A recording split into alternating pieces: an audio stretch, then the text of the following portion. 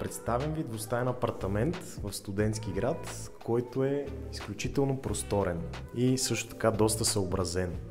Тук е банята с тоалетната, до която има мокро помещение, което може да видите в непосредствена близост. Също така до него е предвидена спалня от 15 квадратни метра с изцяло южно изложение. Пренасяме се в просторната дневна, която е от 23 квадрата с 3 прозореца и излъзна тераса от 9 квадратни метра.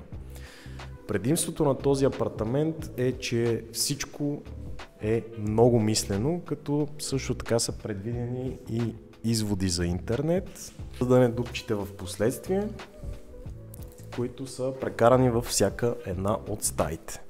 Предимство на сградата е, че цялата дограма е 5-камерна с троен стъклопакет, като марката е Саламандър.